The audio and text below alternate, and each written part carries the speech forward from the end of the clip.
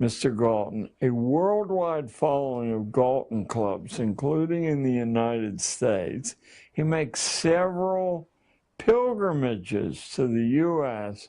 to spread the insight that a menace to the human race exists in 95% of the population, and there has to be a way to put them, render them harmless.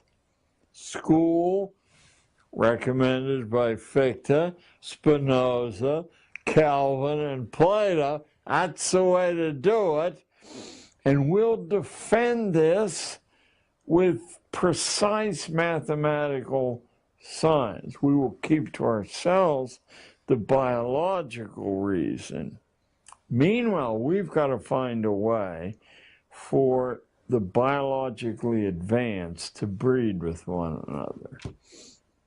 If you will trace the founding years of the elite private boarding schools in the United States, with the exception of no more than 6, you will discover that all of them, male and female, emerge in the 30, including the women's colleges, the 7 sisters, in the 30 years after the descent of man, which will be in every respectable library in the United States, and of course overseas too. I urge you, especially if you're Irish, to pick it up and read it.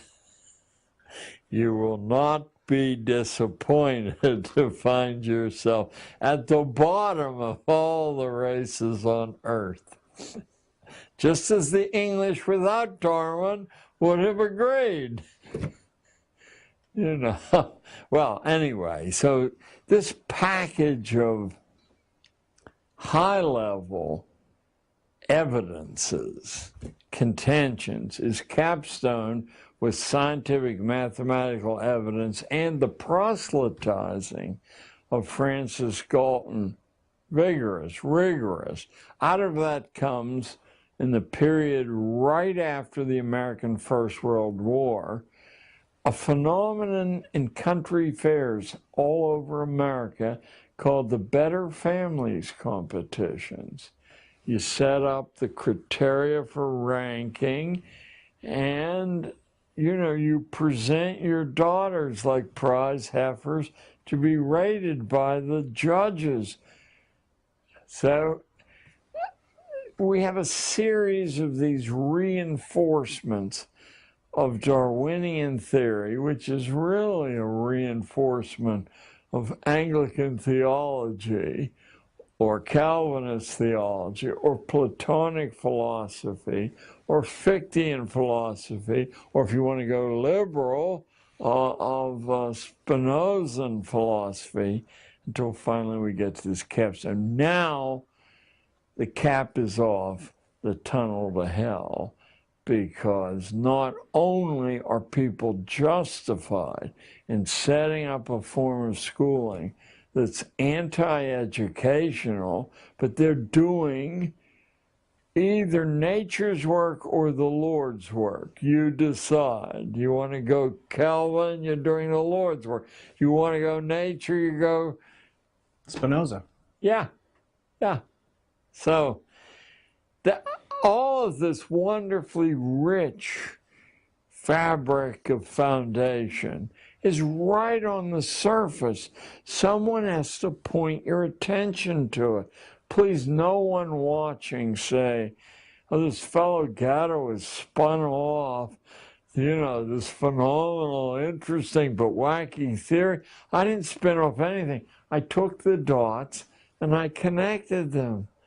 And I said they're identical from 300 BC until post-Darwin Galton comes a German, a Prussian psychophysicist named Wilhelm Wundt, who is the premier behavioral psychologist on earth. And now let me spring a bombshell on all of you. The only place in the world for a long, long time, you could get a PhD degree, was either Prussia, University of Berlin, Leipzig, these little nests of Germanic countries. So from all over the world came the sons of the most powerful families, beginning in 1814 or 16 in the United States, when the guy who later became the governor of Massachusetts went over to get his PhD degree. By the 1870s, 1880s, it was a flood from Japan, from Russia, from everywhere. And now they return to their home countries, not because they have a PhD degree or they made presidents of universities, heads of government bureaus, because their families have clout. And now that's become the ticket to intellectual management. That's how these Prussian ideas spread like wildfire.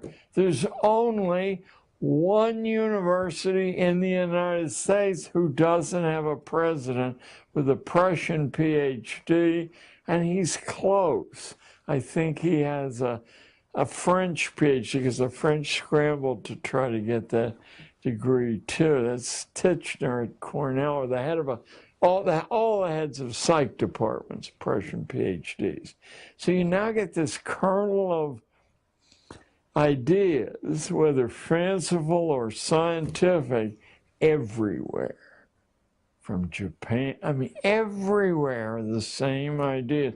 The Japanese Constitution in 1868 is scrapped, and the Prussian Constitution translated into Japanese. I mean, we're talking here the domination of ideas that's so interesting that what should make you suspicious is that no one ever heard of it. They heard of this detail, this detail. Why hasn't anyone joined them together? Well, I'll tell you what, a big shot professor at Columbia Teachers College told me 12 years ago when I bearded him in his den, and I said, Doug, surely you know these things. Why is a junior high school teacher left to beat the drum? He looked at me and he said, not a good way to get tenure. That's all he said, and I knew that financial, finally, prize or penalty is enough to control the way we all think. And these things have been studied since the collegia in ancient Rome. Armies have put together these insights. Churches have put together these insights and passed them down in an unbroken string to their sons, usually. And of course, the daughters catch as catch can, but eventually to both.